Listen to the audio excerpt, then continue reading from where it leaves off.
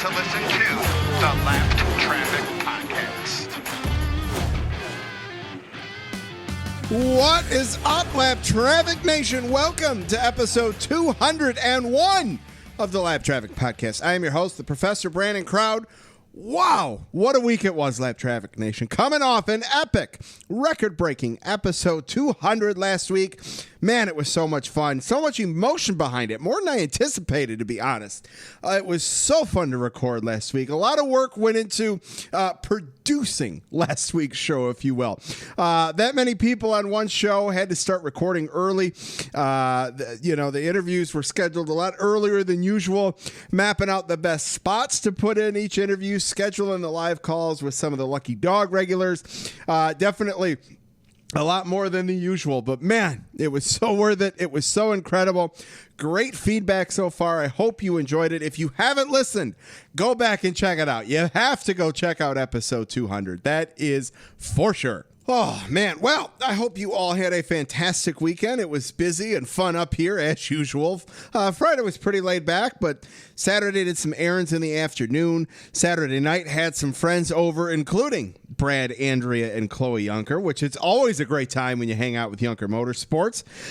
Sunday, let's just say the struggle was real to get up for an 8 a.m. tee time, but we managed. It was cold Sunday morning when we teed off. It was a chilly 42 degrees, but thankfully by the 8th hole, it warmed up and was able to take the sweater and gloves off. So great weekend, and actually looking forward to this weekend as well. Saturday, Lindsay's got a group of girls from college that she's still very close with, and every couple months the girls' husbands and kids all get together, and this weekend we're hosting, which is going to be a lot of fun. Looking forward to that. And like I said, if you missed last week's show, episode 200, the Orange Cone, NASCAR Chasm, Jeff Striegel, Ryan Blaney, MIS, Jayski, the PETM podcast, and a slew of others were on. You have to go check that out. It was absolutely awesome. But tonight, it's episode 201. Wanted to come out strong with the 201st episode, and I think I'm going to deliver. I promise you this. It will not be a 2.5 hour show. I promise you that. You've probably already realized that because you've loaded it. But that said, a couple of great guests tonight. Grant Enfinger is going to be back on, along with Todd Gilliland. I haven't had any truck guys on in a minute, so going strong with the trucks. The truck playoffs are alive and well, and I know you guys love the truck. So I get those two guys on here, mix them in throughout the show. I got your trucks, your Xfinity, your Cup recap at Bristol, social media shout-outs, and Aaron and I, outside of just doing some Las Vegas weather, yesterday was a very quiet day, obviously, in the sport of NASCAR. No new news came out or anything like that. Kidding aside, obviously, there. But so I thought it'd be fun for Aaron and I to talk about Ross Chastain's announcement to the 42 next year, along with the big announcement with Bubba Wallace, Michael Jordan, and Denny Hamlin. So stay tuned for the weather segment for talk about that there. Obviously, got your Lucky Dog and Lap Down picks and some fantasy to close it out. So let's get things going. Let's kick things off with Grant Enfinger. All right, Lap Traffic Nation, joining me on the line, making his 5th appearance on the Lap Traffic Podcast. He has 3 wins, 6 top 5s, 10 top 10s this year in the Truck Series. He is the driver of the number 98 with Thor Sport Racing. Welcome back to the Lap Traffic Podcast, Grant Enfinger. Grant, what's up, man? How are you? Man, I'm doing good. I appreciate you having me back on the show. Oh, man, I tell you what, I love talking to you. The listeners love it when you're on. I mean, the listeners love the Truck Series. It's just, it's the best series in racing as far as I'm concerned, man. And I am so excited to get to talk to you. But before we get started, man, I hear you are down in your hometown state of Alabama helping some friends that got caught up in the hurricane down there. That's awesome that you're able to go down there and do that. How's everyone going and doing down there? Man, everybody's doing fine, but our little town of Fairhope, Alabama, got hit pretty hard with Hurricane Sally. So fortunately, not not a lot of houses blown away or anything like that, but a lot of roof damages, a lot of trees down. We got beautiful trees. My parents' house here in Fairhope, he's got a ton of pecan trees here. He's down to about 3 or 4 is still standing. So Oh, wow. just took its toll on all the trees down here. So just down here helping my folks out for a couple of days before I head to Las Vegas. That's awesome, man. That's so cool. Grant, the last time you were on the show was right after your Daytona win, pre-COVID. So it's been a minute since you've been on the show. Here we are. It's truck playoff time. Was it an adjustment getting back going for you once things fired back up in May? It was a huge adjustment. Obviously this year has been different for everybody, but it's been extremely different for us, and really our entire approach to the season changed. It's a big deal not having fans of the track. That aspect of it is a lot different. We're really not on the grounds for very long. It's a really big deal that our sponsors aren't there either. We do a lot of activation, especially with the guys from Champion Power Equipment. We do a lot of activation at the track and all. We haven't been able to do any of that this year, but really the biggest change for us is we're not practicing. No practice, no qualifying, just line them up and go. And really that changes how we approach a lot of things. It changes my mindset going into the race, obviously, but it also changes, some of the calls that Jeff Hensley makes before we leave the shop. And obviously we always, put our, the best setup under our F-150 that we can before we go to any race. But now we have to really dial in our travels, our cambers. We can't miss that because we're kind of married to that when the race starts. There's not a lot we can do to change that. So it's a lot of critical setup adjustments are made at the shop, and man, that has just changed our mindset all the way around. But I feel like our Thor Sport Racing guys have excelled at the challenge, and have kind of hit it head on. So we know what we got to do for these next 6 races, and we're just going to try to keep on doing it. That's awesome. You mentioned the guys at the shop, and we hear it in Victory Lane interviews all the time, right? Oh, I got to thank the guys back at the shop. Am I off in saying that 2020 has been the most in terms of what the guys at the shop are doing? I think it's changed as far as, a lot of the guys at Thor Sport Racing, the guys that are working on our 98 F-150 during the week are most of the same guys that are at the track with us. There are some shop specific guys at Thor Sport Racing, and those guys have to dig hard constantly. But yeah, now 95% of the work is done at the shop, and not to say that it wasn't beforehand. Most of the work was done at the shop, but now we don't numb bolt it after practice. We're not making adjustments on the fly during practice. So now when the guys are at the track, we're pretty much just getting through tech and getting all the pits set up and going races. So it's a lot different aspect when we are on the grounds, but because we had such a long break with the pandemic and going back racing, now we're racing pretty much every week, which for the truck guys, we're not exactly used to doing that. So I feel like Jeff Hensley does a good job of keeping our trucks in rotation good and ahead of schedule, so we have time to really do the fine tuning on our trucks ahead of time. I feel like our specific team excels on that, but man, the guys in the fab shop at Thor Sport Racing have been working overtime and putting on fenders and putting on front clips and whatever they got to do. And that is something we're not used to doing. Sure. I'm not going to say we're not set up to do that, but we're not used to do that. And those guys have had to dig really deep to keep us going through this stretch. Well, and I just want to point out, and for the listeners with that, normally on any given truck Series year. It's after the first couple races, it might be a week on, 2 weeks off, or 2 weeks on, 1 week. The Truck Series definitely has a lot more built-in brakes to allow for smaller teams and all of that to be able to handle, setups for different trucks for maybe the next 2 or 3 weeks at a time. But since we've been back under COVID, I mean, yeah, like you said, you guys have been back almost every week at the track to make sure everything gets, we get all our races in. Yeah, it's definitely changed a lot, and really I feel like it threw me and Hensley for a tailspin early on when we were in the middle of that pandemic, and we're going through different scenarios of schedules and stuff like that, and now that everything's happening and we're racing week in and week out, it's now we know everything we got to do. It's just time to get to work and do it, and I feel like our guys have done a great job with that. So there's been a few races that we've missed it on, but by and large, man, we've done good. I feel like we've hit our travels, which is absolutely critical in this day and time of racing.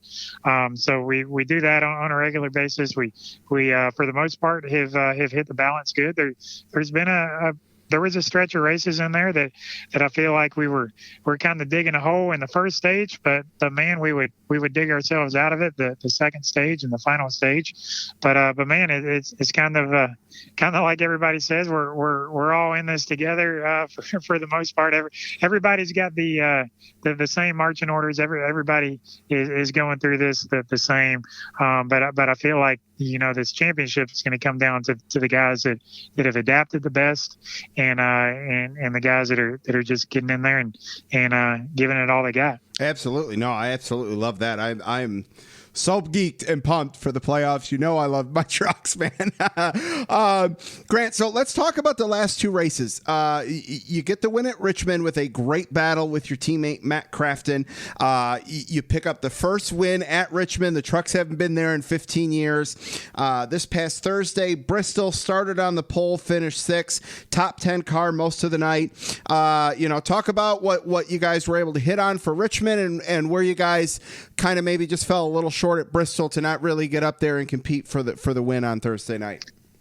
Yeah, overall we started Richmond because that was a good one. We Absolutely. just hit it right. And really from the beginning, we were a little tight the first run, but Hensley was able to free me up a little bit, and man, we were able to set sail for the remaining part of the race. It had a little bit of drama. Had a left rear tire rub that we had to come in on the green and fix, and went a lap down during that, but able to get our lap back. And able to kind of make a strategy call, but I think we're about half and half on the good trucks that pitted, and some good trucks stayed out, and it stayed green, and we had to come all the way from the back from 18th or 20th spot there, and drove our way to the front there with about 6-7 laps to go. So exciting race there, but really the biggest thing is, man, we just had a lot of speed in our Champion Power Equipment F-150, and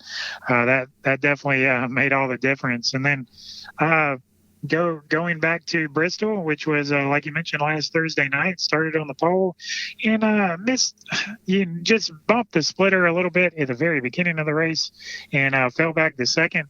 And then we had a caution early on, and restarting back from that caution, the engine starts shutting off, and started shutting off on me every lap, just for a split second or so, but enough to really hurt our performance, and able to crutch that through the entire first stage, and still ended up finishing the first stage 5th, but the very last few laps of that, it was getting really bad, and man, we were able to come down pit road, diagnose our issue, have my buddy Tyler jumped in the cockpit with me for a little bit, and swabbed out the ECU, and then we took off for the rest of the race, and never had another issue. The problem is we had lost all of our track position. Sure. So we had a pretty good F-150 there at Bristol, and had new partners ADS and Lucas Oil on board. So give a quick shout out to those guys. But we weren't good enough to all the way rebound from that. We were pretty good, just not great. Able to drive our way up to 6. I feel like we were about an adjustment away from being able to contend for the win, but we were just a little bit off, and man, had to work our guts out to get some of that track position back. Sure. But, well, and that just still a good run. Yeah, well, and that just kind of goes back to what you talked about earlier with no practice. Had you guys had at least a practice, you probably would have found that out real quick, and then you wouldn't have, would have been a non-factor for the race, and you wouldn't have had to battle and come from behind during the race after having to fix that on pit road. Yeah, definitely, and that's just something. There was one or two other little engine or electrical related issues there, and the no practice and compounded with it rained all day there, and man, these. As much fine tuning as we do to these, and as much as we do, all these electrical systems are pretty finicky. Sure. So, fortunately, we were able to salvage what could have been a devastating night. We could have very easily gone a lap down when we were making those changes, and like I said, our guys did an incredible job not allowing that to happen. But also, if the engine would have shut off at the wrong time or wasn't able to keep limping it along, we could have dug our hole. The first stint in the first round of these playoffs, we could have dug a big hole, but we didn't do that. We were able to still salvage a decent points night, and we're still seated 4th with really. Our plan doesn't change moving forward to Vegas. I feel like, it very easily could have gone a different way where we would have had to, maybe changed our game plan a little bit for Vegas, but able to salvage what we could, and we're still in good shape. That's awesome. I love it. Grant, last year, you dominated the regular season. Consistent 18 top 10s in 23 races. This year, not to say you're not consistent. Top 10s are just a tick down, but you got 3 wins this year, which is obviously the important part there. So what was the difference maker last year to this year in terms of where you guys just couldn't get that win last year to where you were able to knock 3 of them off this year?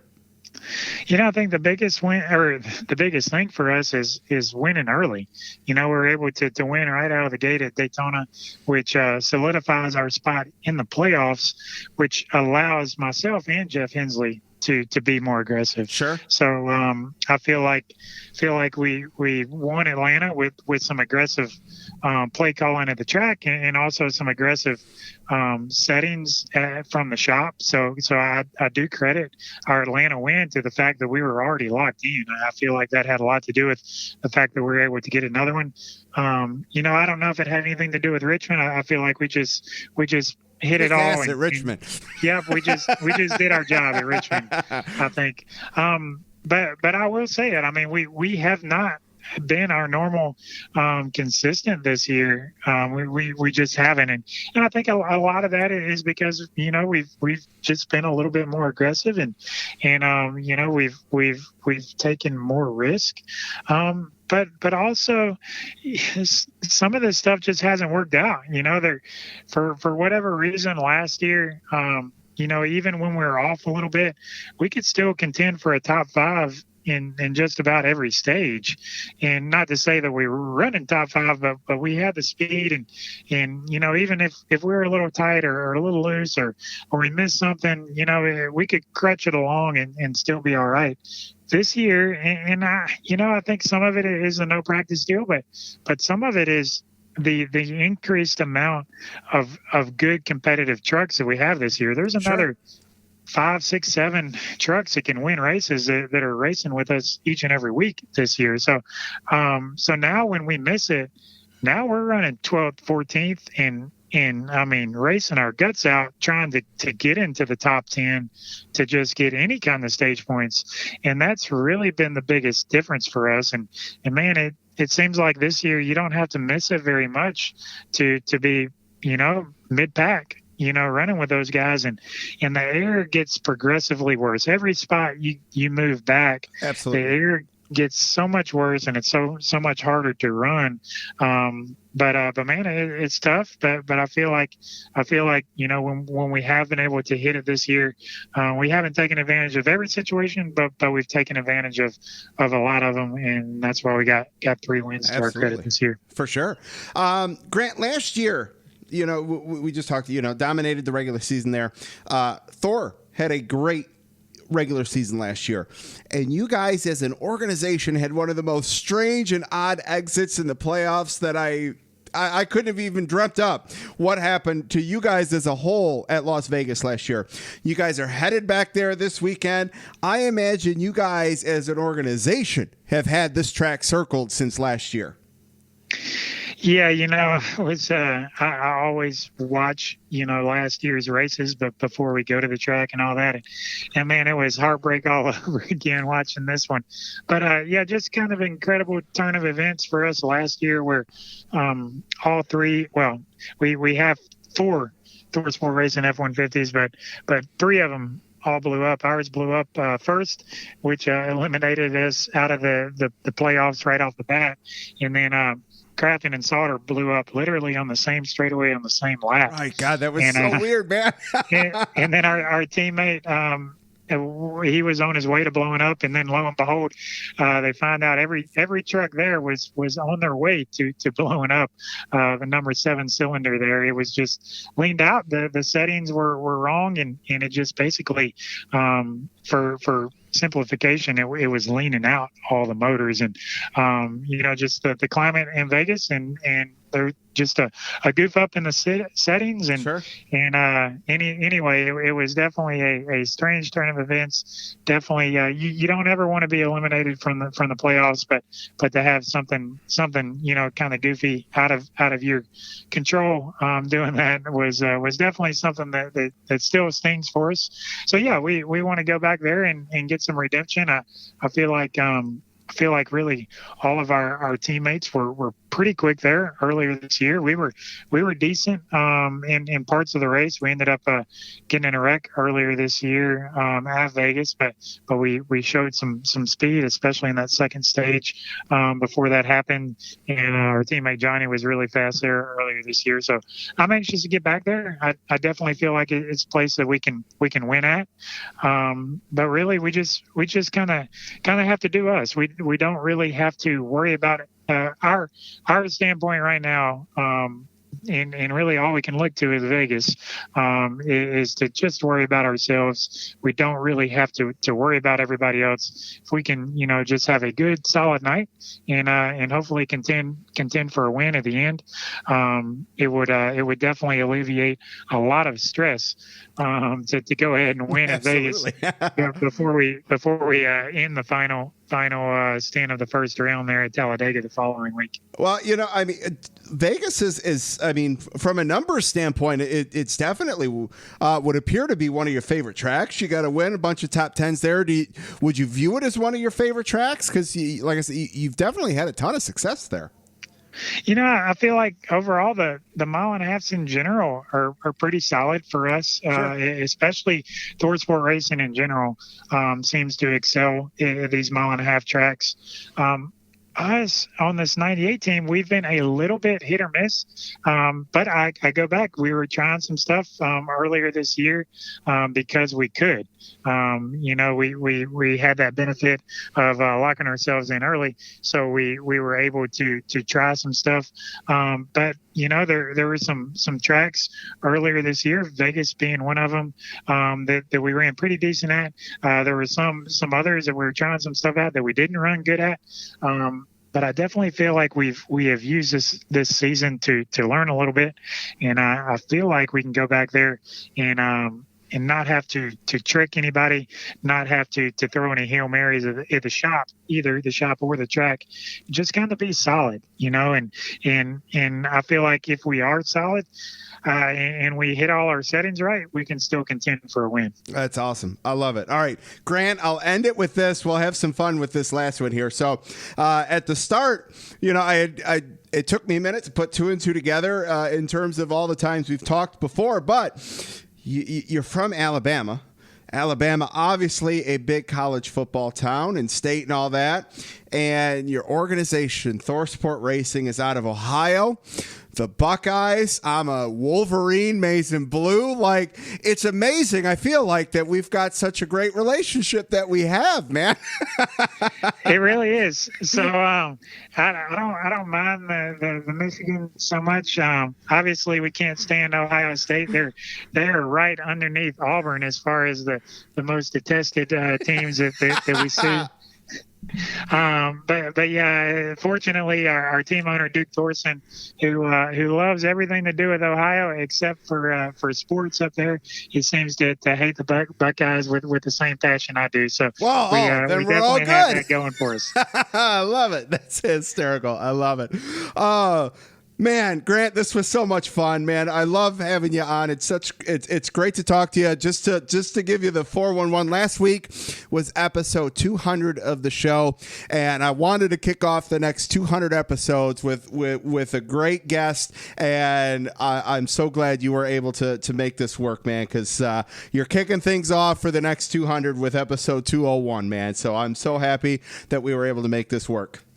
Man, that is awesome, and that's a good milestone. And I guess that puts me at 2.5% or so. Yeah, I'm on the show 2.5% of the time. That's pretty good. I think. Yes, I love it. I absolutely love it, man. All right, Lap Traffic Nation. Huge thanks to Grant Enfinger, driver the number 98 with ThorSport Racing, for calling in. Grant, best of luck to you the rest of the playoffs. Stay safe, stay healthy, and best wishes to your friends and family down there in Alabama, man.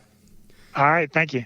Oh, Lap Traffic Nation, so great to talk to Grant Enfinger. Love Grant Enfinger. He's become a very good friend of the show, and I absolutely love talking with him. Such a great guy. Absolutely love it. All right. I'm going to leave that basically for the trucks talk for the week because I got Todd Gilliland coming up after I talk Cup. So I'll talk some Xfinity and some Cup racing, then drop in Todd Gilliland, and we'll keep things rolling. So that said, let's talk a little Xfinity from Bristol. What a race this was Friday night. What I like about it is that four guys led this thing that very well could be the final four fighting for the championship, which I think is pretty sweet. You had Allgaier dominate early, and who isn't impressed with Allgaier's late season charge with some wins, leading laps, and consistency, much different than the final four Allgaier that we got last year. So I love the fact that Allgaier came out strong yet again, another race, and dominated early.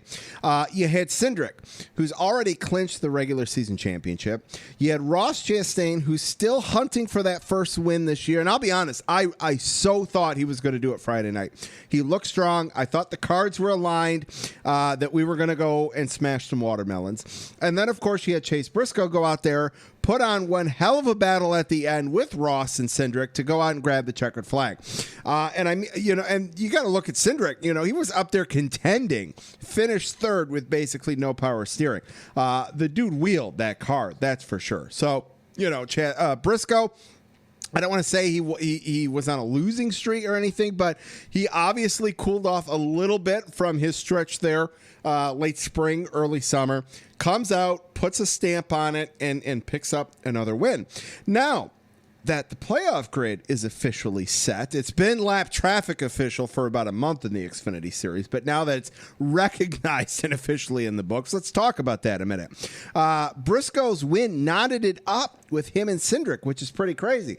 Cindric, regular season, 15 playoff points from the regular season championship, 5 wins, 10 stages. Briscoe, second place regular season, 10 playoff points. He picks up 7 wins, 5 stage wins, and boom, they're both tied with 50 going into the playoffs. I mean, you can't write a better story than that. I absolutely love it. So then we got Allgaier with 33, Gregson 25, Brandon Jones 20, Justin Haley 18th, Harrison Burton 14th, Ross Chastain 10th, Ryan Sieg with 2, Michael Annett 2, Riley Hurst with 1, and Brandon Brown 0. Okay, so there's our playoff thing. Realistically, if you don't, I'd like to know why. But I think we automatically can agree that all things being equal to where we're at now, it just makes sense that Briscoe and Cindric are in the Final Four. So that leaves 2 open spots. Playoff points are pretty tight around the board there, though. You got Allgaier 33, Gregson 25, Jones 20. The pretty stretched out there. Then you got Haley, Burton, and Chastain. Now, all you got to do is get there. So that means a win or 2 in each of these rounds could get you there. So is it Allgaier? I think that's a pretty safe bet based on the late season, momentum that he's got going on here. Now, who's that fourth guy? Is it Gregson, Jones, Haley, Burton, or Chastain?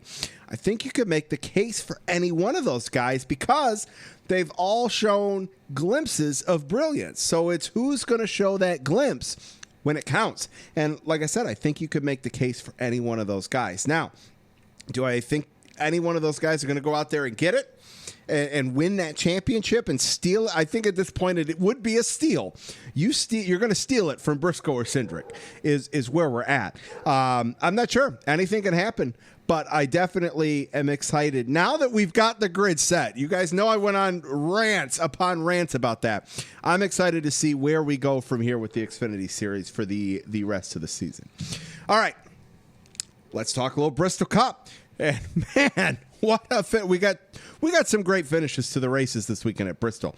What got there, it might have been a little snooze fest to get you there, but we got some pretty exciting finishes. And I say that with the Cup race, and no, it's not because my quote unquote guy won, if you will, but you had a 50-lap shootout at Bristol that had you on the edge of your seat. Can he hold him? Can he not? Who's going to pass who? Who's going to get past? How much is lap traffic, no pun intended, going to play a role? Shy of what Kyle said, maybe we could have bounced off each other's doors. Bristol delivered an exciting finish. Throw in the fact you have the odds-on favorite at the moment for the championship, with last year's championship winner who's winless this year in a cutoff race of the playoffs with 2 guys that have had their moments where these 2 flat out just did not like each other. The story was writing itself for a short track, just one for the ages finish there. Now, let's get to the post-race interview. That is Kyle Busch. That is who he is. And I tell you what, that's what I like about Kyle Busch. And I get that's why people don't like Kyle Busch. Why people don't like Kyle Busch? Because he responds to questions in a manner that people do not like. He wins races, which means those people's drivers don't. So those facets give you that villain-esque type driver. Kyle Busch is not good for the sport. Kyle Busch is great for the sport. He is needed for the sport. Kyle Busch helps the sport not be bland. To the people that say, oh, he swore, I say, come on, Karen. Seriously? Oh, kids are watching. Come on, Karen. Kids hear swear words. Kids say swear words. Come on. Let's take the stick out. This is sports. These are athletes. It's going to happen. Tell your kids about what's right and wrong to say based on where their age and what's appropriate for them. I digress. Now, Kevin Harvick picks up win number 9 on the season. His highest win total season to date in his 20-year Cup career is coming in this current year. And by the looks of things, he is not done yet. That is just a remarkable season that he is having. Now, let's talk about where we enter round 2 of the playoffs. Matty D finished 19th. Blaney finished 13th. Custer finished 23rd. And Byron 38th. Those were the 4 guys on the outside looking in going into Bristol, and those are the 4 guys out after Bristol. It's a bummer that none of those guys were even able to come close to making a bid at this thing. Now, Kyle also mentioned that he's going to be eliminated this round, which is crazy to think about it, but it's possible. Only 8 points separate Bowman in 7th, Kurt Busch in 12th. Only 15 points between Martin Truex in 6th and Kurt in 12th. You got Vegas, Talladega, and Charlotte for this round. Couple wild card races thrown in the mix. This thing could really get interesting to see who makes it to the round of 8. You know, and you got to give kudos. I think Austin Dillon is the first guy to win his way into the playoffs, meaning that he was outside of the top 16, knocked some guy out because he had a win, and has advanced to the second round cleanly. He's right in the middle of the pack. He's the cutoff line. He's getting to the round of 8 right now. Now, we'll see what happens over the next 3 races, but I think kudos to Austin Dillon is definitely deserved. That is for sure. All right. It's been a couple weeks since I've done a question for you guys, so I thought, what the hell? Let's throw one out there for you guys. So my question was, does the NASCAR 2020 season, will it have an asterisk in your opinion? And Matt, you guys came strong. I was not expecting to get this many responses, but here they are. Steve at SteveJ259, no asterisks. COVID was just like a red flag in the race. It's a great analogy, Steve. I absolutely love that. Mike at MikeMass44. No, and it shouldn't, as any sport competing through this pandemic doesn't. Everyone is still competing with the same factors, whether pro or con. Mike, I'm with you. Whether it's a good factor or a bad factor, everyone's kind of on an equal playing field, and everybody knew what they were going to have to contend with going in. I'm with you. Jared at Jared Reactor 19. No, the 3 national series were able to make up and complete the number of races we planned on doing. That was a big key thing for me in terms of whether there should be an asterisk. And I'm going to get to my take at the end of reading your guys. But that fact alone is a strong indicator for me on why there should not be one. Brian at Brian_49 Ford. No asterisks. If anything, this championship could be held a bit higher than other seasons, I might offer. To persevere through all the changes, no practice, no qualifying, no time at the shop, limited time with teammates, and do it better than anyone else. It's unlike anything we've ever seen. I'm with you. If I actually like that. If there is an asterisk, it's to be because you're a bigger badass this year than in years past. I'm with you. David at David C. James 22. If Harvick wins, yes, asterisk. If Logano wins, no asterisk. I see what you did there. I like that. Lucky at Lucky Rowdy 88. No, we only canceled 4 or 5 races, and they were all made up at other tracks. We ran 36 races. I say it's a pretty complete year. Only argument you can make to the other side is not having practice or qualifying, which I'm sure is a huge factor. Yeah, and we've seen that. I think that's why Kyle Busch doesn't have a win. So I'm with you there 100%. Jeff at JBev1789. Absolutely not. Even field for all. Only thing is the qualifying format, I do think, hurts some guys on stage points. Other than that, it's been as normal as season as always. That is true. If some of these guys, have not just been able to qualify and start up in the top 10, the track position is hard to get for the first couple stages there. You got to work your way up there. I feel you. Kathleen at KHI fan. Nope. We're getting the full slate of races in, and the cream is still rising to the top despite no practice and qualifying. We'd see the same teams in the playoffs if this were the regular season. I could not disagree with that at all. Al at Lowstall21. Not really. The races were the same, maybe different tracks in different order, but the number of races were the same. The same drivers, with few exceptions, are the ones winning. My only complaint is no practice or qualifying. It's made it hard to play fantasy. Al, I am so with you on that. And I think, NASCAR had such a cookie cutter schedule for years. I have been chomping at the bit to get a change in the baseball teams switch who they play at different times in the year. Football, it depends on conferences and all that kind of stuff, on when you play an AFC and an NFC in different divisions and all that kind of stuff. I'm excited about the fact that we went to some different race tracks at different times of the year, and I'm with you with the fantasy thing. It is definitely hard to set a DraftKings lineup for sure. Jess at Iowa NASCAR fan. Nope, shouldn't anyway. If there is, it should represent that this season was harder for drivers. No practice or qualifying, going to tracks for the first time. This season separated the men from the boys. Hell yeah, Jess, I'm with you. Roger at ROJODI. No, even though the sanctioning body went against common sense and used a motor aero combination that led to terrible racing. I see what you're doing there. I see you. Colin at Colin_with_cars. I think no. For NASCAR, the playoffs are still intact. Same for the NFL. The season is relatively normal. Now, the NLB, huge asterisks. But if my Indians win, I won't care. I hear you. Andrew at Racing Cans. No way. Unlike other sports, NASCAR was able to give the entire industry a full slate of races. I feel you, brother. And Michael at, oh, man, I just cannot pronounce your name to save my life. Michael at JUSKIEWICZ. I can't do that. I can't do it. I'm sorry. I don't think so. Just not been the normal year. We missed some tracks, but got a few new races. Got Darlington a few times, which is always good, right? Everyone says they like going to Darlington because it's one of the hardest tracks to drive, for sure. All right, my takeaway, if you haven't figured it out, you got all 36 races in. Couple venue changes, format changes along the way, but everybody had to deal with them. I agree this championship could be held with higher regard. I look at Kyle Busch's first championship. Some people feel like he should not have been eligible for it. But in my opinion, the guy did what everyone else had the opportunity to do in fewer races. I think you put an asterisk next to Kyle Busch in 2015, and it needs to be followed with bad MFer. And I would say the same thing for whoever wins the championship this year. All right. That was fun. Thank you for all of those responses. That was great. All right. Let's get to before we get to some social media. Let's get Mr. Todd Gilliland on the line.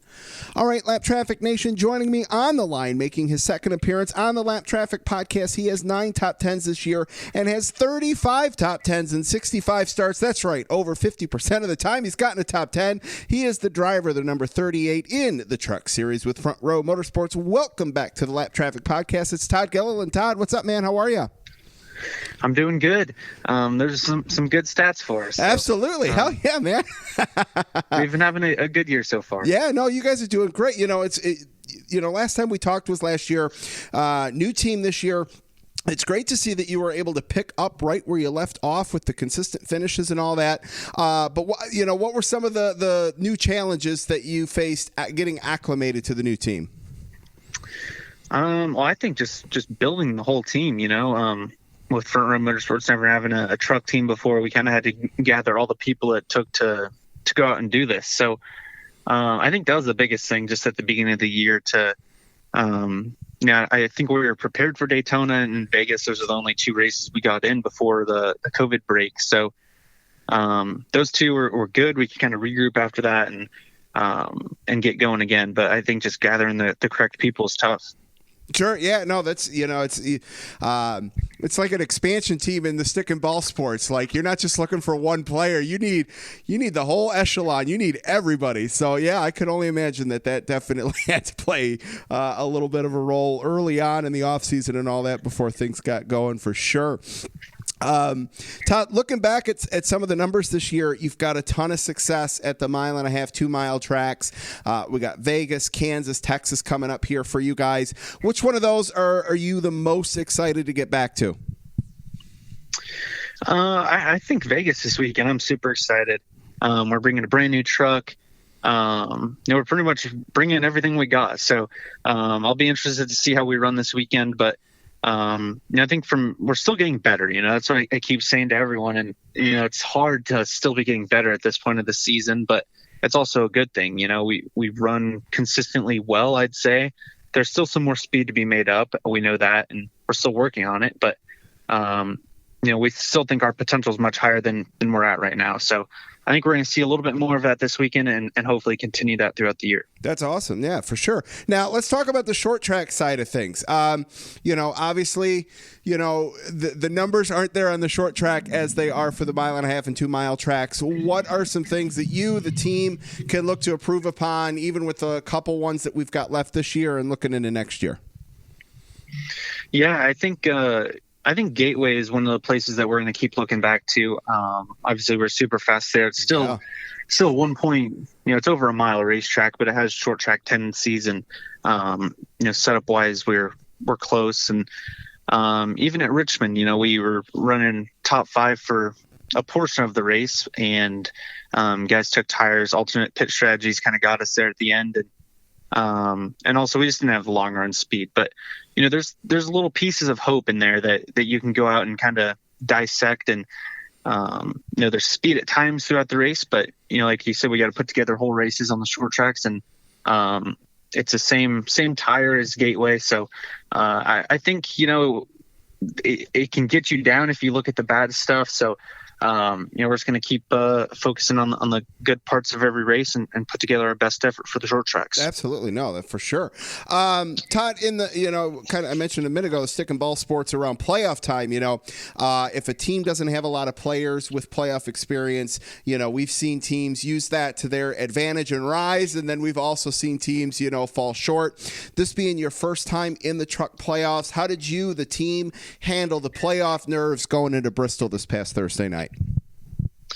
Well, I think, obviously I'm still really nervous, but I was kind of more relaxed then than we were going into Richmond. Richmond's do or die. And I'm just so excited, so thankful to be getting this playoff experience. I think it's something that, obviously only 10 guys in the trucks are getting every year and a few more in the upper series. But, this is a very valuable experience to be going through all this. And getting the experience of the do or die races every single week. So I think I'm just looking at it as I'm super lucky, and we're all, we always bring the best thing we can to the racetrack. And I'm glad that hasn't stopped or even has picked up a little bit more. That's awesome. I love it. Talk about your race a little bit this past Thursday at Bristol. Yeah, we weren't, definitely wasn't our best race, but, we started off the race super loose. Bristol's with the PJ1. That track is ever changing, and they actually didn't put any PJ1 down before our race. It was all left over from the All-Star race. So, like I said, we started off super loose. We got a lot better, and we were stuck a lap down most of the race. Just things happen fast there. You take one breath, and the leader's, a half car length back, and then you're a lap down. So I think our team did a good job fighting back from that, and definitely just needed to be a little bit closer to start. I think we could have not contended for a win, but just been a little bit more in contention, at least throughout the whole day. Sure. Well, I've talked with guys throughout all three series, and they all have different opinions. And I totally understand the different opinions on this in terms of practice. Should NASCAR come back and give practice? Should there be limited restrictions on who can, whatever? But, I think this is definitely a situation here where you guys, a new team, definitely probably could benefit, find maybe some of that speed with some practice each week at some of these tracks, being able to get out there for a few laps before just, dropping the green flag, right? Yeah, I think we're definitely missing practice. Obviously, just in the point situation we were in most of the year, we couldn't try anything. We were just going with what we thought was best and what we had the most notes on, which is still very limited. But, sure. With no practice, if you start the race, say on the splitter, which is one of the things that, you want to start the truck as low as you can without hitting it. But if you overstep and you're on the splitter, you're going to have a rough day. So, we couldn't take any chances. We didn't honestly learn a whole lot, about setup stuff going into these playoffs. So I think we wish we could have learned a little bit more on that aspect of it. But, for the teams, it's nice not having to prepare a backup car. One-day shows are kind of cool, just to go in there and race. But I think there's definitely a different excitement about it.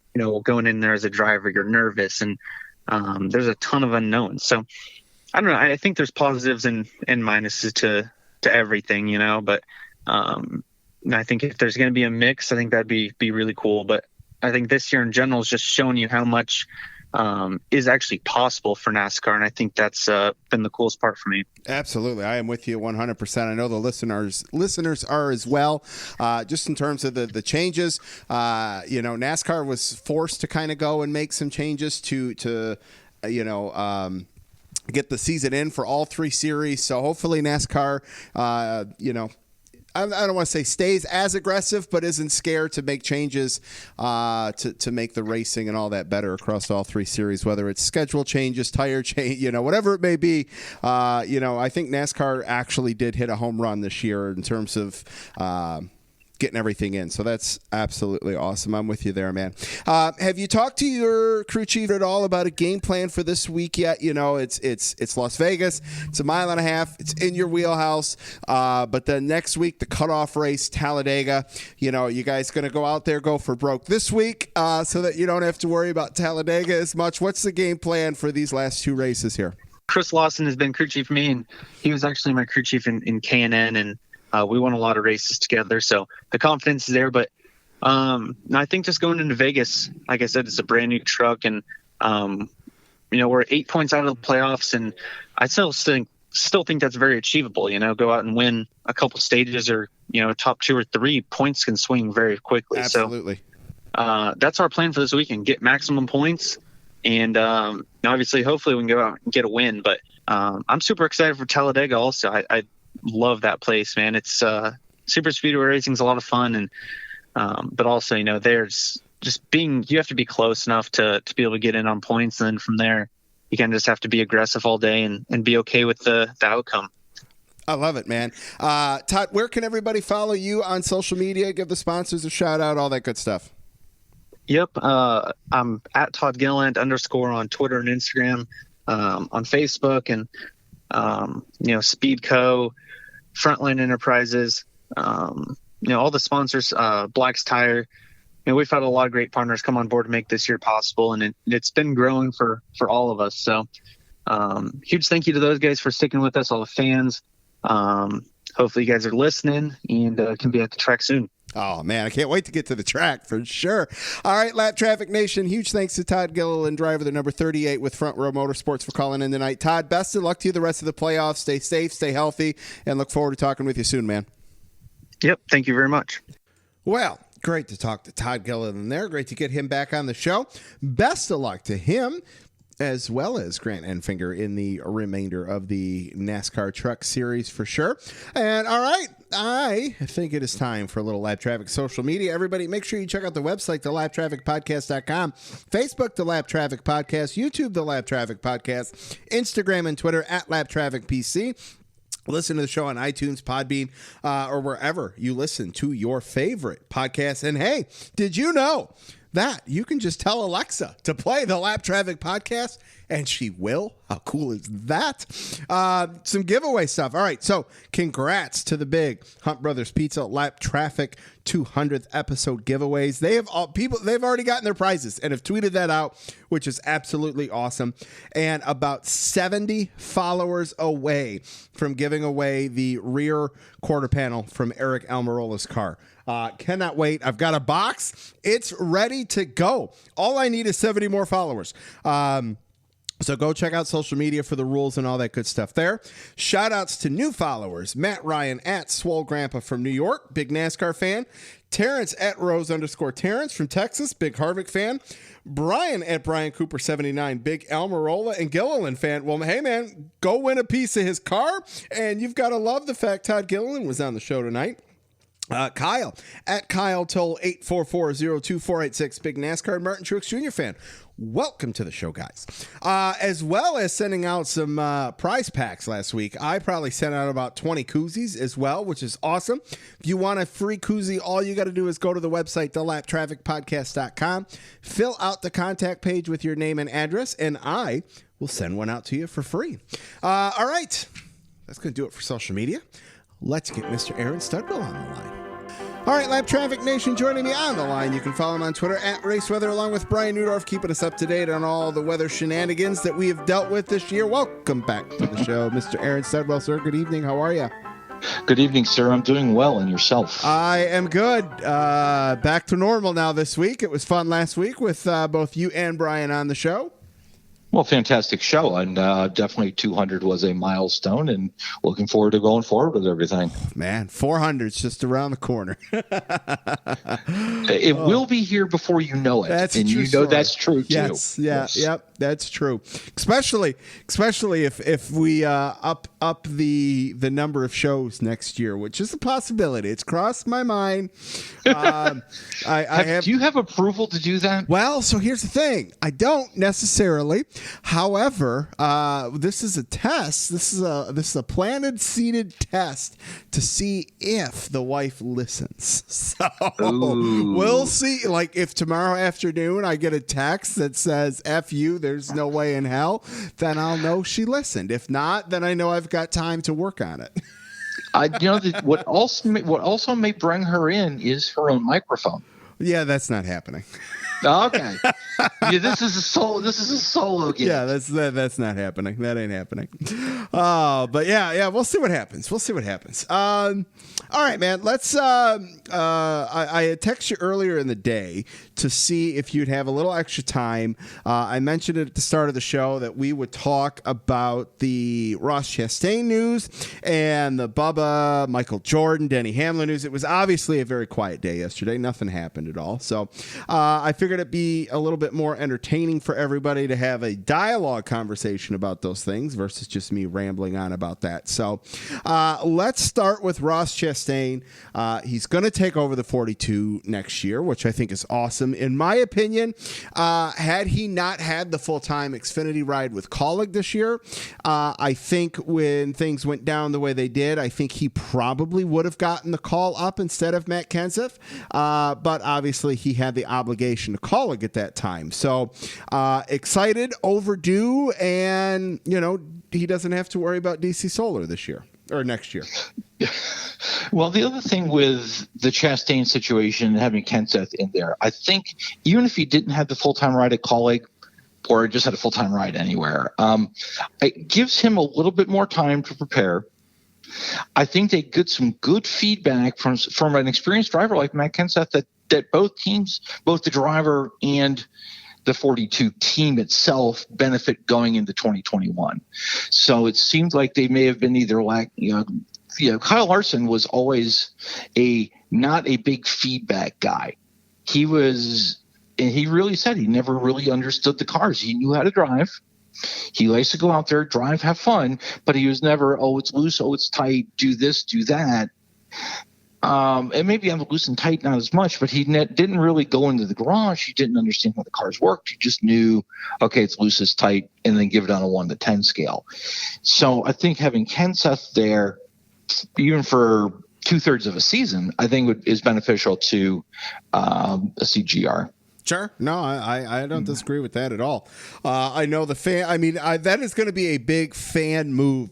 And I tell you, I know everybody is anticipating Chase Elliott to win the fan vote of the year until he's not racing anymore, kind of like Junior did there for such a long time. But, man, I tell you, Chastain is a popular fan guy. And I think that's great for the sport. Whether or not he wins popular vote, whatever is irrelevant to a degree. But just to, kind of put an exclamation point on how important it is to have such a popular driver with the fans in the sport. I think it's going to be good for the sport next year. I want to see if he brings a watermelon for his first win, if he's bringing a watermelon out not the victory lane, but to the finish line. Absolutely. Of course. I can't wait. I really thought, and I said this earlier, I really thought he was getting that win this past weekend at Bristol. Fast car, dominant during the Xfinity race there. Just, came up a little short there, but and he was one of the guys that could have done and maybe gone for that trifecta that just probably is never or hasn't been seen and may not be seen in terms of the Truck Championship, Xfinity Championship, and Cup Championship. He had a shot at the trucks last year. I know he was a favorite for the Xfinity this year. Still could potentially win the Xfinity this year.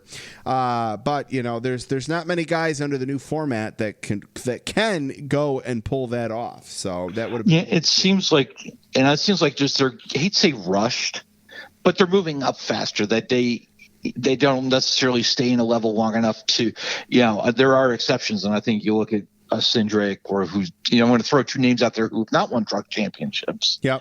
But a Cindric and a Briscoe and just two guys that are just ready to make that next step. And, they could win this year. And I could see a Briscoe or a Cindric eventually winning a Cup championship. And then maybe a guy like Austin Hill gets a chance to move up to Xfinity, either 21 or 22. Sure. Well, so two things there. Austin Hills obviously had a couple Xfinity one-offs this year, which has been great.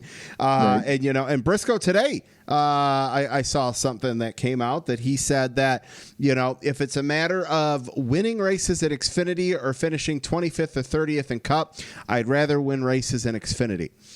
So I totally get that. We've seen guys that have gone from, cup winning cars to, let's say, quote unquote, an expansion ride for a year waiting for a seat. Clint Boyer's the first one that's popping to mind, and he absolutely dreaded that year. I think that obviously left a bad taste in his mouth. Why wouldn't it? So I totally get where Chase Briscoe's coming from, go sit in this ride for a year, struggle, and who knows, that could impact, your opportunities going down the road, or sit and win and wait for that right spot to open up, Yeah, and it's hard not to say, well, you were down in a backmarker team. I'm not going to say any names right now. Yep. But you were in a backmarker team, and look, you finished, and the thing for me is, and we'll talk about this topic in a minute, is how much did you advance? How much did you move up in the field? Even if you had bad equipment and you started 34th because you can't qualify well, but if you can go and then finish 28th and you can move up 6 spots, well, that tells me if you now go qualify 18th, you may have the occasional top 10. Absolutely. Yes. Yeah. That's, and obviously those are things that drivers or that teams and all that are obviously aware of. Your casual fan, the one that turns in for a few races a year, may not be able to make that analogy there. So I'm with you 100%. All right, let's talk about Bubba, MJ, Denny Hamlin, all that nonsense breaking.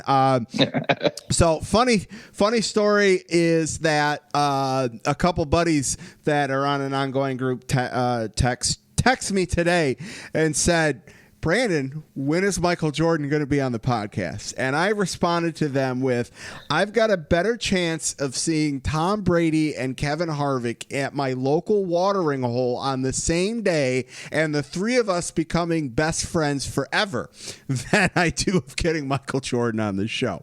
And they all said, come on, let's make it happen. Make it happen. To which I appropriately responded back with, well, Michael Jordan, he's back in the sport, but, he doesn't like Pistons, which surprises me that he got into the sport. So, anyways,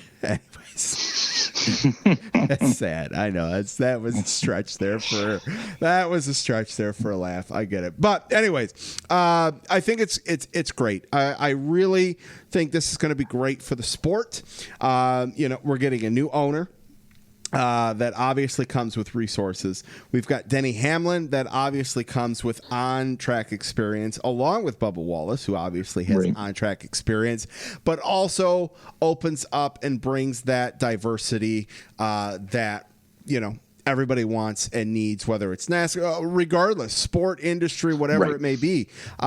So it's set up to be a slam dunk, a home run, no pun intended, to both Michael Jordan's professional careers there. It's going to be hard to say you're not correct. I mean, this is going to be, I'm going to say, successful team, that they're going to be on track. I think there's a couple reasons. I'm going to temper my expectations here, though, too. Sure. Yeah, I mean, I'm not saying they're going to come out and win their opening season. They very well might. However, I think you gotta set realistic expectations for a brand new team. We're not talking about just picking up. This isn't like the an NFL football team that's 3 pieces away from contending for a Super Bowl. No, this is, you need a crew chief, you need pick guys, you need PR guys, you need media guys, you need market, you need to put together the whole kit and caboodle, within about a 5-month period here before we get fired off for Daytona. So that's a lot of work that needs to be done. I'm sure there's been work done already. Just because the announcement came out today doesn't mean things weren't happening behind the scenes. Right. But that said, there's still a lot of work to be done now that the announcement's been made. And, so it's like, it's realistic expectations. What's realistic? Who knows? How close of alliance are they going to have with TRD?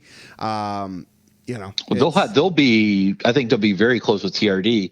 I think the alliance, and I think what people are going to be having to watch NASCAR primarily is: are they just going to be JGR side piece?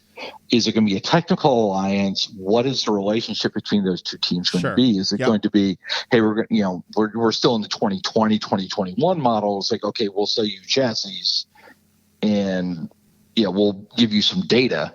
Yep. But then you got to go, or we'll sell you chassis, hope it all works out for you.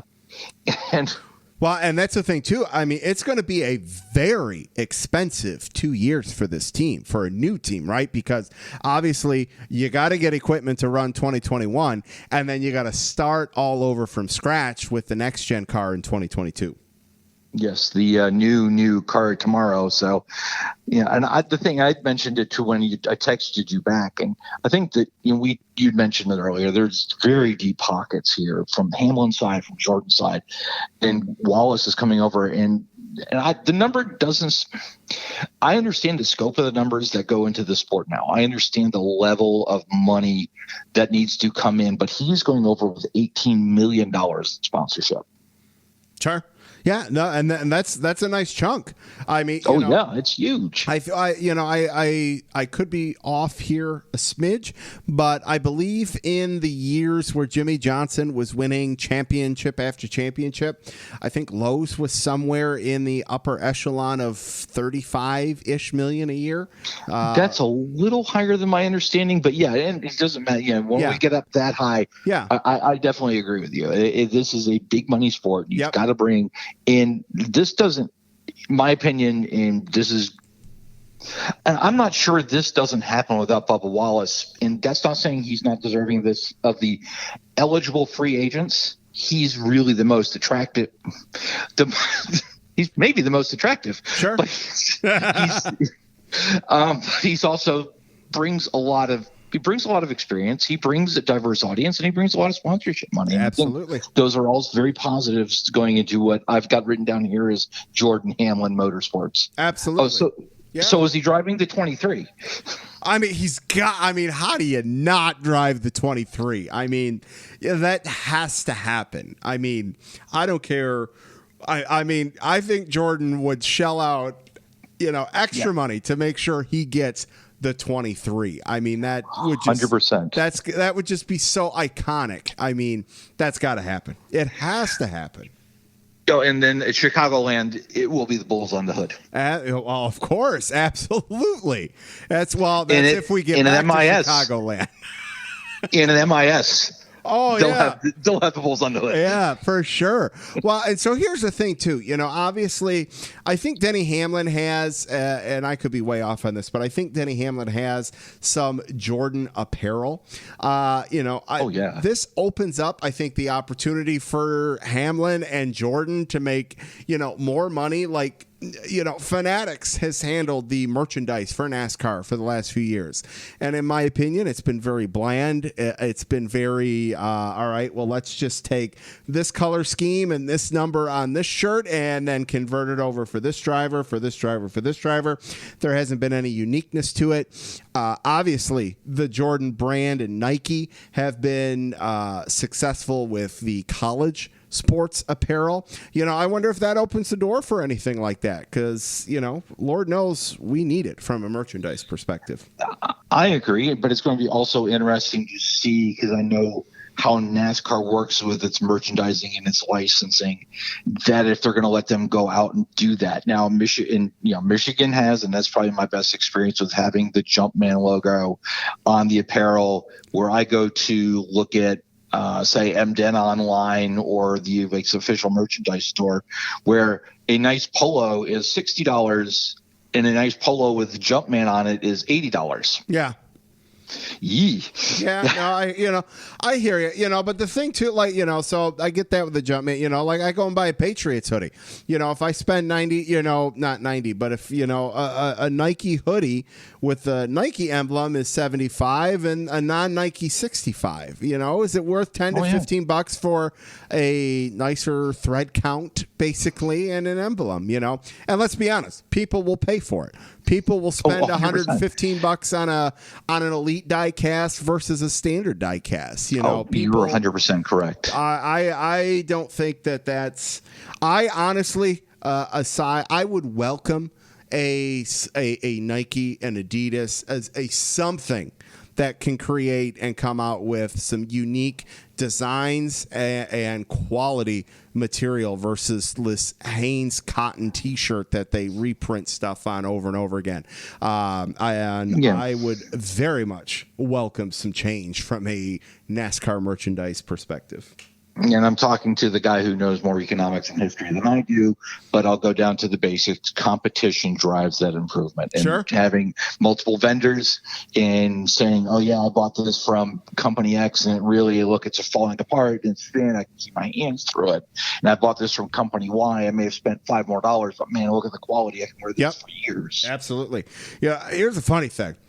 When I said we were going to talk about Bubba and Michael Jordan and Denny Hamlin, I had no idea we'd talk about merchandise apparel for NASCAR. I absolutely love it. But I don't think it's hard to jump from. Oh, geez, I did not mean to do that. To jump from talking about Michael Jordan and his branding, sure. And it's solely what it is. It's his brand, his name, his panache that's coming into the sport, and it has the potential to. Sure. I'm not going to talk about forecasting non-weather things right now. I know that's a topic, but I can't segue that any better, so I'm just going to let you run with that and go into the weather, man. That was perfect. Hey, I was actually going to say, I'll stick with the weather because us forecasting what the Big Ten Conference is going to do. Brutal. Boy. We're going to go away from that. That's for sure. That was just a quick drop of that knowledge. I guess maybe in 2 weeks when you're back on, we'll have to do a very quick Big Ten prediction. Ooh, that's a good idea. Yes. I like that. Yes. All right. Let's go with some weather this weekend. Sin City, Las Vegas. Go ahead. Oh, man, I wish you could play Hot, Hot, Hot as a lead into this. Oh, this has actually gotten warmer than the forecast I put out on Patreon on Sunday night. Friday Truck Series, it is a 6:10 local start, so 9:10 on the East Coast. 101 for the high. Morning low 69. Windy. It won't be quite like it was. What was it? 16 or 17. They had that dust storm just come blowing in. Yep. The winds will be from the exact same direction. So if they pick up more than forecast, we have a potential for blowing dust. Race time temperature forecast to be 97. Wow. Saturday, Xfinity 4:30 local, which is the hottest time of the day, with a 7:30 Eastern start, high of 100, a low of 66. All 3 days are sunny, by the way. Sunday, Cup, 4 o'clock local start, 7 o'clock East Coast. Again, sunny, 101. Morning low is 63. So, and again, the weekend NASCAR drinking game will be, but it's a dry heat. Yeah, right. Yeah.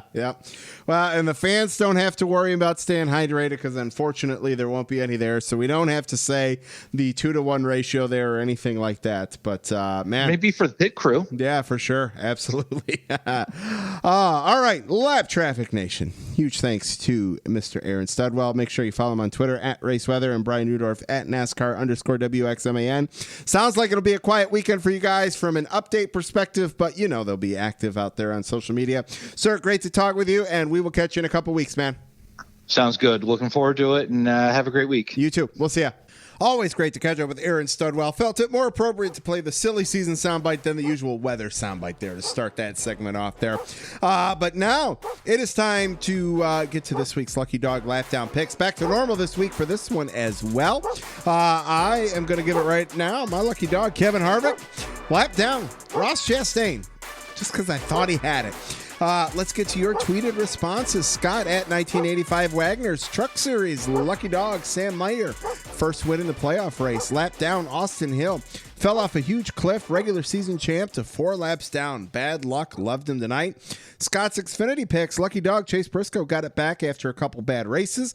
Lap down, Michael Annette, victim of another driver's mistake. And Scott's Cup picks. Lucky Dog, Kyle Busch finding his way up there. Lap down, Keselowski. Somebody pull his ripcord. CJ at CJ LaPearl 24. Lucky Dog, Harvick. Very Gordon 90s-esque season, and I'm in awe. Lap down for CJ Hamlin. Needs to gather himself if he wants to contend with the 4. Jess at Iowa NASCAR fans, Lucky Dog, SHR, Kevin Harvick, and Briscoe just keep winning. A lap down, Team Penske just hit 0 long run speed, and long runs were the name of the game. Not to mention 2 power steering failures this weekend for them. Eddie at Eddie _ EG3's Lucky Dog to the fans who saw great epic battles on Saturday and Sunday. Lap down, Blaney, disappointing round 1 results in an early exit of the playoffs. Yes, sir. Let's see here. Kristen at K Holland, Lucky Dog, Sam Mayer, first truck win. Excited to watch him in the future. Lap down, every driver that didn't wreck Harvick so we could get a different winner. LOL. I see what you're doing there. Matt at Matt X Colbs, Lucky Dog. The fans at BMS, hell of a race. The battle for the win was one for the ages. Great racing. Lap down. Matty D, I feel like he had a winning car tonight but couldn't catch a break. Colin at Colin with, or Colin _ with _ cars. Lucky Dog. Harvick, the new GOAT, taking over the sport from Jimmy. That's strong there, man. I like that. Lap down is my dude Blaney, but hey, as we in Cleveland say, there's always next year. We say that in Detroit too, my man. I'm with you. Jeff at JBev 1789, Lucky Dog truck picks. Lucky Dog top 5 for the trucks. Sam Mayer, Brett Moffitt, Tanner Gray, Parker Killigerman, and Trevor Bayne. I had to go back and relook at that. That's crazy. I mean, obviously, Trevor Bayne's been excluded from that at this point, but that's how it ended for sure. I'm with you. Jeff's Xfinity picks, Lucky Dog, Brandon Brown making the playoffs. How awesome is that? Lap down, Ross Chastain, just for the simple fact that he always lays it out on the line, but wasn't his night. It's coming, though. But then Jeff changed his mind to Noah Gragson with the Lucky Dog for shotgunning beers with the fans and no lap down because everyone wins with Noah. And Jeff's Cup picks, Kevin Harvick, Rodney Childers for just an incredible season for them. We all are getting to witness one to remember. Lap down, Team Penske, Blaney out in the first round, and Keselowski with a winning car but parts failure. All right, that's the tweeted responses. Let's get to your calls on the Wave Around Hotline. Hi, Brandon. It's Matt at Camper News Net. An incredible ending to the Cup Series race tonight at Bristol. I really enjoyed that battle between both Kevin Harvick and Kyle Busch. It was back and forth with the lap traffic involved. Kyle Busch had the lead at one point during that battle, and because of the lap traffic, after that, Kevin Harvick came back and never made a mistake after that. And but it was a really exciting battle for the win tonight, and I absolutely thought it was great, especially seeing the fans out of Bristol tonight. It was incredible. They really saw a heck of a show, I think, especially at the end. And anyway, my lucky dog for this week is going to go to Kyle Busch. Starting at the rear because of failing pre-race inspection twice, which how do you fail pre-race inspection coming off the truck like that? I really don't understand that, but nonetheless, Kyle Busch, second place finish, and he had his trend of having really good finishes continues at Bristol. So still waiting for his first win, but I think he's close, and who knows, next weekend we'll be able to see that. And for my lap down, it's going to go to Ryan Blaney. You know, the finishes he's had over the last 3 races, bad luck especially. You know, he was in a must-win situation tonight, and he couldn't get it done. And it's so unfortunate to see him go out like that. So hopefully he'll do better next year. But anyway, enjoy your week as always, Brandon, Lap Traffic Nation, and I'll talk to you next weekend after the first race of the round of 12 in Las Vegas. So thank you so much, Brandon. Take care. Bye. Hey, Matt, thank you so much for calling in this week. I appreciate it. I'm going to comment on your Ryan Blaney thing there and agree with you, because Ryan Blaney at the start of the year and even coming back in racing in May was just having lights out consistency. Felt like he was up there each and every week. I know he had the penalty to start the playoffs, but I mean, in the grand scheme of things, that really was a non-factor because he still wasn't going to advance even if he didn't have that. So just a tough break to have a bad stretch of racing there. We saw that a couple years ago with Chase Elliott. We saw it with Kyle Larson a few years back as well. And it's just not being able to peak at the right time and keep momentum when it counts. It's the regular season only gets you so far in terms of being able to advance in the playoffs under this current format, which we all know. I'm a fan of the current format. I'm good with that. So, but yeah, I'm with you there on Ryan Blaney. All right, let's get to the next call on the Wave Around Hotline. Hey, Brandon, it's Kathleen at KHI Fan. With the slow news day on Monday, I really have no idea what you're going to be able to talk about on the episode this week. You're just going to have a tough time filling air. I'm really only kidding. I'm glad we're in playoff status for all three series now. It was hard to kind of not follow, but it's always just kind of hard to get excited not knowing, is this a playoff race? Is this a cutoff race? But now we're kind of more in sync, and I think it's going to be fun to watch how everything shakes out. But really, I don't think I'm expecting any big surprises when it comes to the Final Four at the end of the year in Phoenix, in any of the series. And I'm actually okay with that because it does still have an element of driver consistency to it, and I really like that. I think it's most important. My lucky dog this week is going to go to Ross Chastain for getting the 42 ride. I hope everything goes smoothly this time. There are no hiccups, and that he can get off to a great start when 2021 season finally rolls around. My lap down is going to go to the timing of announcing that no fans will be at Vegas this weekend. To find out a week before sucks. That's the kind of race weekend that folks plan way in advance, and I think it's one of the tracks that so many people fly into as opposed to driving to. You're really left at pretty much like the last minute of, within a few days of leaving to head out to Vegas.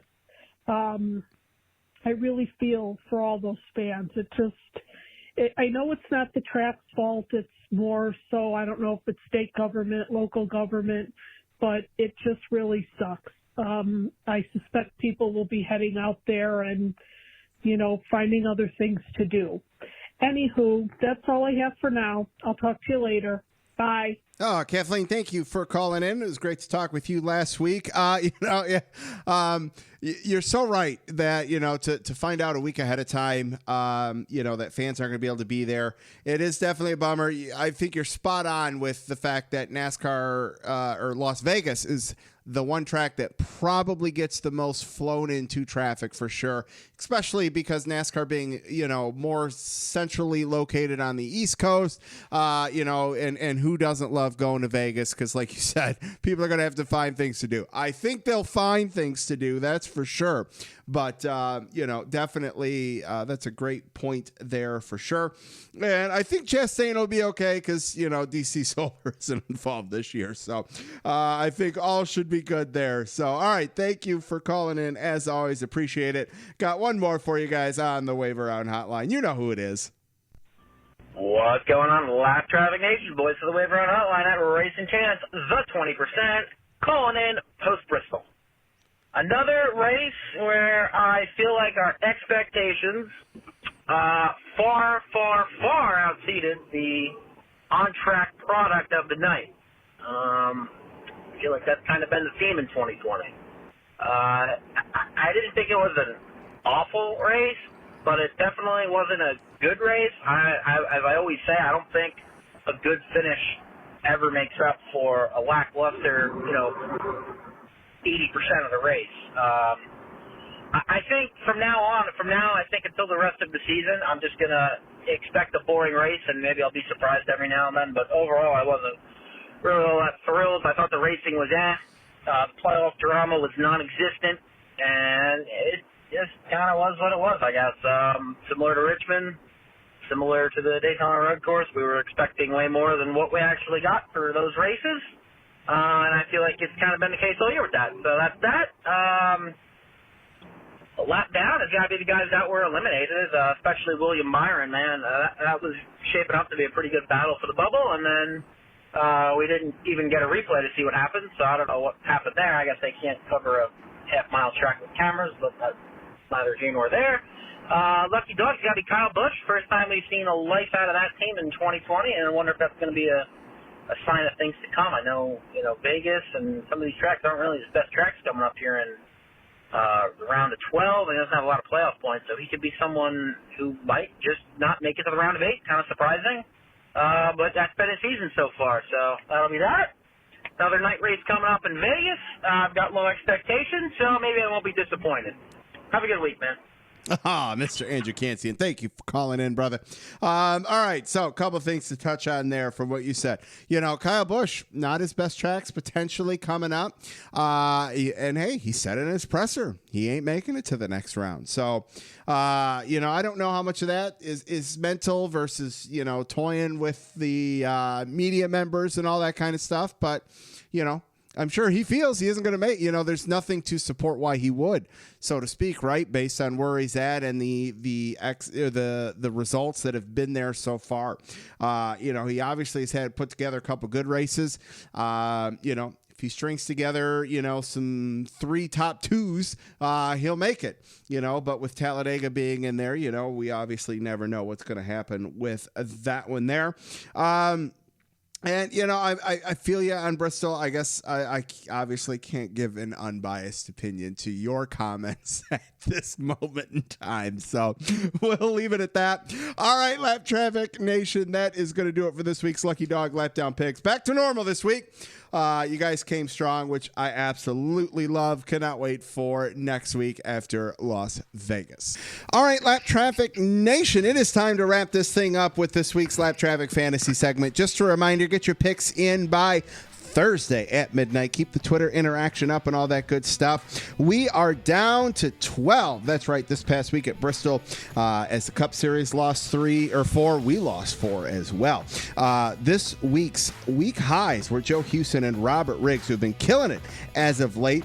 They both tied this week, both with picks of Kyle Busch, Justin Allgaier, and Brett Moffitt. And let's see, joining me on the line, he's back again this week. It's Joe Houston. Joe, what's going on, man? How are you? I'm doing great. Yeah, how's everybody doing? Oh man, it's Tuesday night, kinda. It's podcast night. It's a great night. Yep. So no, I'm absolutely love it. It's the kickoff to the next 200 shows. So very fitting. You being on last week and now this week. So it's exactly that'll work. Obviously a sign of things to come, man. Might be a permanent fixture in the show here pretty soon, seems like. There you go. I love it. All right, man. Well, before we get to the picks, I got to read the standings here real quick. So in first, Joe, man, you're kicking ass, man. 470 points. In second place was Robert Riggs, who tied you this week for week high with 464. Kent Dolphy in third, Matt Camper in fourth, Brian Hall in fifth, David James in sixth, Aaron Studwell seventh, Matt Crowd in eighth, who took a beating this week. He dropped quite quite a bit. Chad Robb in 9th, Joel Nolf in 10th, Crystal Smoke in 11th, and Jess Rose just nudged in and made the top 12 with 384. We have lost Eric Rolls, Andrew Cantian, Richard Cravens, and Greg Whited. So to the bottom 4 that are no longer with us, thanks for playing. Congrats on making it as far as you did. Can't wait to have you guys back next year. And speaking of next year, be on the lookout for a survey for some ways to make things better. I'm looking for everyone's feedback and how to make the league even better next year. Sir, man, what'd you think of the racing at Bristol this weekend? I thought it was great. Every race kind of had a story, had something going on that made it interesting. The trucks, obviously, to see such a young driver win is just crazy. Like, not even allowed in the other series, but right. And yet he can just win a race like that, no big deal, in the truck series is pretty spectacular. And also the low line being so dominant in that race, I thought made it really, really entertaining towards the end. That kind of faded as the weekend went on, but when Bristol has the low line rolling, it's just much better. Good day. Absolutely. I'm with you. Yeah. I know there are restrictions in terms of even in the truck series, the age in terms of when you can even run like a super speedway. I don't even know if he qualifies to run a super speedway in the truck series. Yet, that's a good point. I know he's 17. So that's interesting. I don't know if it's 16 or 18, like one of those two's the magic number there. And I can't recall off the top of my head, but yeah, that's so crazy. Like Lindsay and I, we were downstairs watching the race on Thursday night, and he climbs out of the car. I go, Lindsay, look at this. He looks like he's 12 years old. She's like, oh my God, he does look like he's 12 years old. And that just goes to show that how far away we are from 17 to remember the baby face that we would have had back in that time period. So true. No, but yeah, man, that was awesome to see him get the way. That's just a staple win. You do that so young. During the playoffs, man. That's just cementing history right there. Yeah, it really is. And I mean, it's kind of wild that he got that contract, for kind of a future contract almost, which you don't see that often. But to go to junior motorsports, next year or whenever it is he can actually start, that was pretty impressive to come out and follow that up with a win against a really deep field, I feel like, in the trucks. Absolutely. And then I almost nailed it last week. I said I was going with Ross Chastain. Last week, all my picks were looking for their first win of the year. And I almost looked like I had nailed it, and not so much. But I thought you had it too. Yeah, that was an exciting finish, and that's really becoming a story now. And with him going to the 42 next year, like, is he going to actually be able to win a race this year?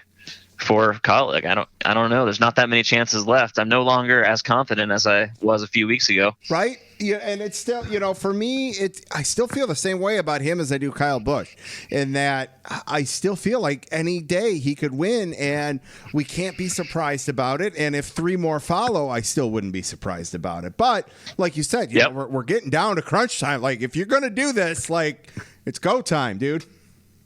Exactly. Yeah. It's interesting to watch. Absolutely. Well, man, what do you say? You ready to make some picks?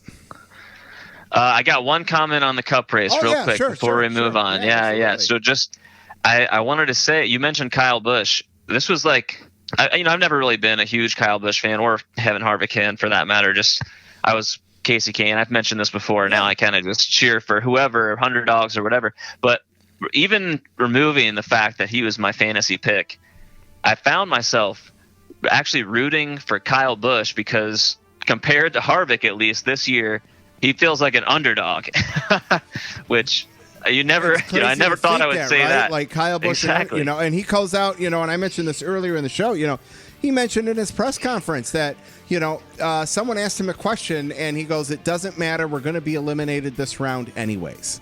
Like that's just a bold statement from Kyle Busch. Like, and he's so good. He knows how to drive. He obviously hasn't forgotten how to drive. He's going to go out there and he's going to win races, probably another championship, 2 or 3, who knows. But for him to say that, I don't believe it, but I also do believe it because Kyle Busch is such a finesse driver that when he feels it, he feels it. And normally we're talking about that from a win perspective, but to be talking about that from a, not winning perspective, I don't want to say, I get a lot of people throw, the crybaby thing, and I get all of that. Kyle Busch just isn't feeling it. And I kind of believe where he's coming from with that to say, it doesn't matter. We're not going to make it to the next round, which is going to be shocking, I think. But I understand where he's coming from with that. Yeah, for sure. I mean, the comments don't surprise me that much because I feel like he'd be saying something like that even if they had finished, or they were running second every week. But the fact that he actually might be right. That it's tough to advance and he might not do it unless they pull something together. That's what makes it so surprising, just especially after last season. And it's shocking, but it's weird. I find myself pulling for him for that reason. Just like anybody who goes on a winless streak, you want to see those guys break those and get a win. Absolutely, I'm with you 100%. All right, how about now? We ready to make some picks? Yeah, let's do it. Yep. Let's do it. All right, Lap Traffic Fantasy players, we are headed to Sin City where we will kick off round 12 in the Lap Traffic Fantasy League. It's been the Ford show at Las Vegas, having won 5 of the last 7 races. More specifically, Joey Logano with 2 of those 5, and Brad Keselowski with a win in there. And no surprise, Kevin Harvick as well.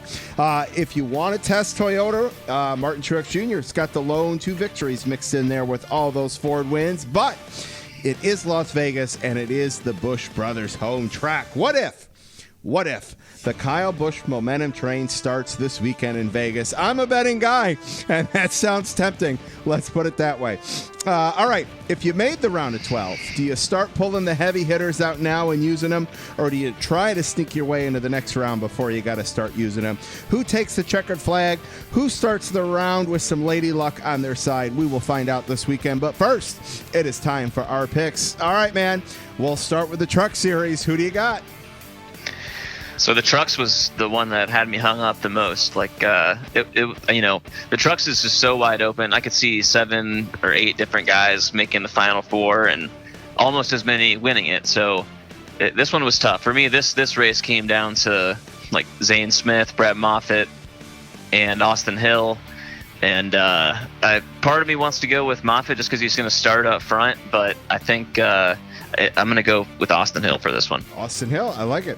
I'm going to go with one of tonight's truck driver guests. I'm going to go with Grant Enfinger just because why not? He's got a win and some top 10s there. So I wouldn't be surprised if at least one of the Thor Sport Racing guys get a win for a little redemption from last year's chaos that happened at Las Vegas.